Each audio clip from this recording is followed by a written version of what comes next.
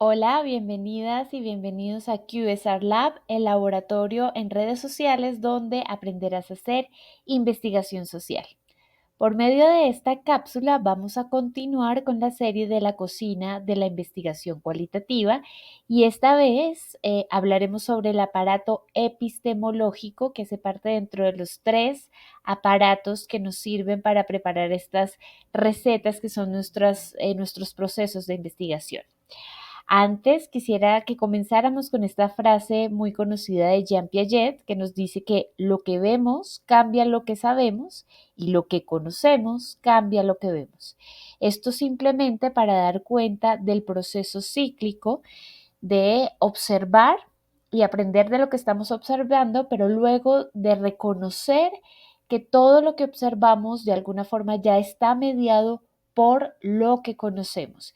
Y esto es muy importante para comprender por qué cuando a veces estamos mirando un mismo fenómeno, los conceptos que sacamos de allí muchas veces son distintos o lo que interpretamos también sobre lo que observamos va a ser distinto, porque va a depender de lo que ya tenemos conocido o de lo que tenemos como prenociones en algunos casos. Esto nos sirve entonces para comenzar esta reflexión sobre nuestro aparato epistemológico. Pensemos entonces en qué es el aparato epistemológico. Bueno, va a ser por lo menos tres cosas. En primer lugar, va a ser una reflexión filosófica, es decir, una reflexión acerca del conocimiento, acerca de lo que ya conocemos y que es muy importante hacerla porque va a ser el punto de partida de nuestra investigación. Todos nosotros tenemos algunas ideas y sobre todo tenemos una comprensión del mundo que de alguna forma va a dirigir lo que observamos y cómo lo observamos. Entonces es muy importante que hagamos primero esta reflexión de qué es eso que conocemos, de lo que ya conocemos y de cómo lo vamos a conocer. Es entonces, en primer lugar, una reflexión filosófica. En segundo lugar, el aparato epistemológico es ese conjunto de preguntas que nos hacemos sobre cómo se construye el conocimiento. Es muy común que ustedes escuchen que la epistemología es la respuesta a dos preguntas. La primera es ¿qué podemos conocer? Y la segunda es ¿cómo podemos conocer eso a lo que podemos tener acceso? Entonces, son siempre preguntas que nos hacemos alrededor de ese proceso de construcción de lo que conocemos. Y finalmente, el aparato epistemológico es de alguna forma la búsqueda de la validez científica de nuestra investigación. En la medida en que reconozcamos lo que conocemos y cómo lo podemos conocer, estamos diciendo de alguna manera que nuestras investigaciones tienen una base científica. Ahora, en el caso de las ciencias sociales también podemos hablar justamente de ciencia y de método científico, pero de alguna forma la epistemología, es decir, las respuestas a lo que podemos conocer y cómo lo podemos conocer, es distinta a las de las ciencias exactas. No quiere decir entonces que no sea un conocimiento validado. Es un conocimiento validado y por eso también en ciencias sociales es muy importante la presencia de nuestro aparato epistemológico. Respondiendo entonces qué es el aparato, veamos para qué nos sirve.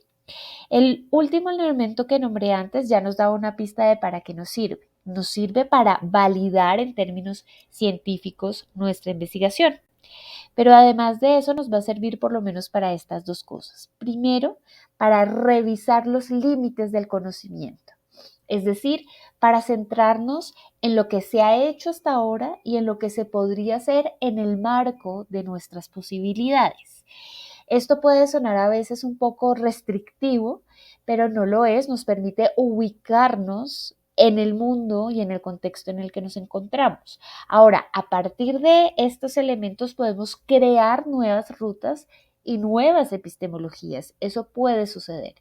Pero lo importante es primero conocer lo que ya existe y y revisar los límites de esa existencia.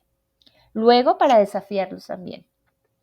Y en segundo lugar, el aparato epistemológico nos puede servir también para encontrar coherencia entre los conceptos que escojo para mi investigación y mi metodología. Si yo tengo claro cuál es mi lente con el que miro la realidad, si tengo claro cómo comprendo mis preguntas desde un marco más filosófico, voy a poder escoger conceptos y metodologías coherentes entre sí. Y justamente, como esto suena un poco abstracto, pues vamos a ver algunos ejemplos mucho más concretos. Miremos entonces cómo se puede usar el aparato metodológico. Y aquí recordemos que el aparato metodológico y el aparato, tanto el metodológico como el conceptual y este epistemológico, son el resultado de tres elementos. Primero, de nuestros intereses. Vamos a utilizar siempre un aparato epistemológico que responda a lo que nos interesa observar en el mundo. En segundo lugar, tiene que ver también con nuestras concepciones, de alguna forma con nuestras ideologías incluso.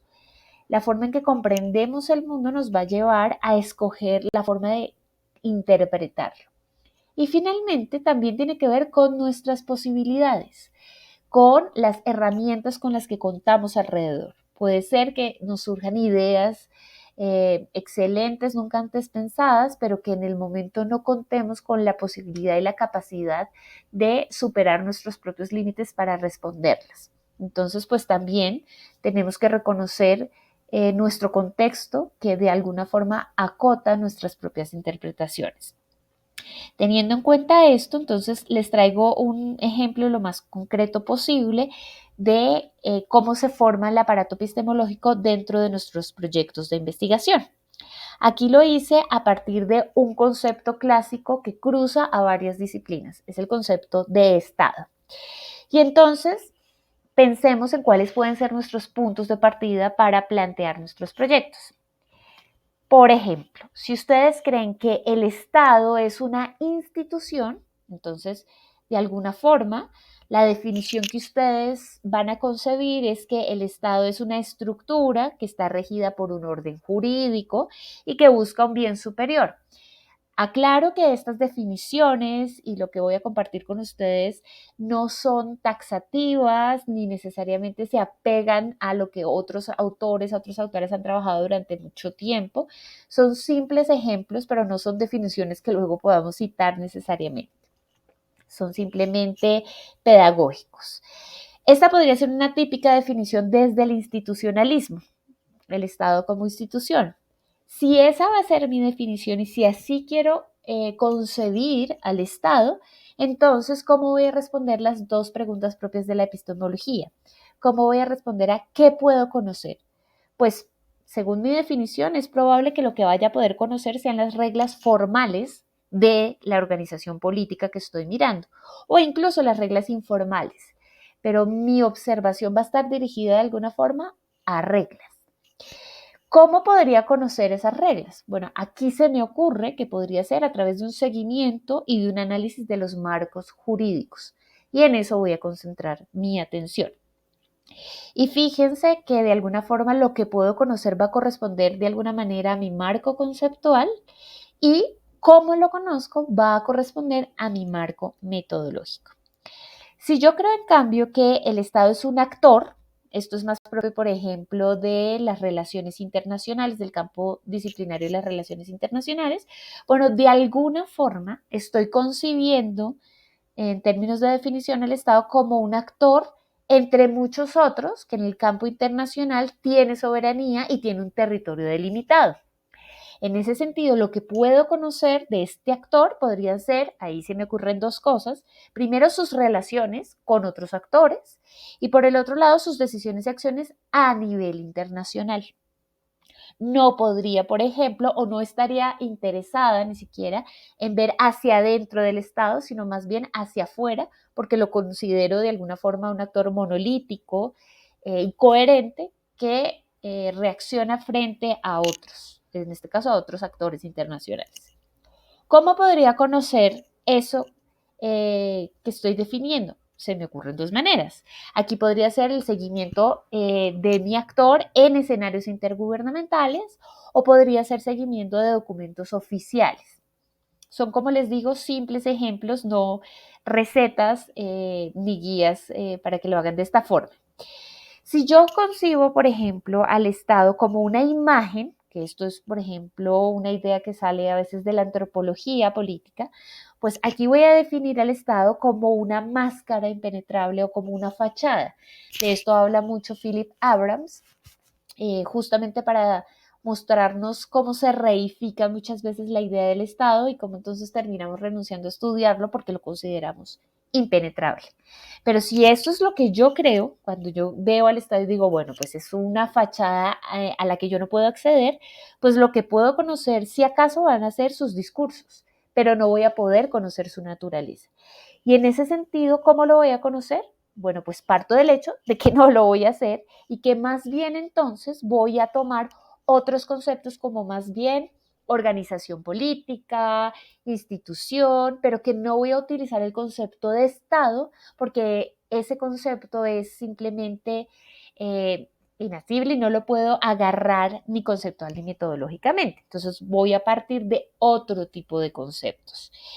Y finalmente, si por ejemplo con esta visión más propia de la economía o incluso de la ciencia política del Estado como aparato de dominación, pues ahí parto del hecho de creer que es una máquina de dominación y de reproducción del modelo capitalista. Por ejemplo, es una visión más de corte marxista.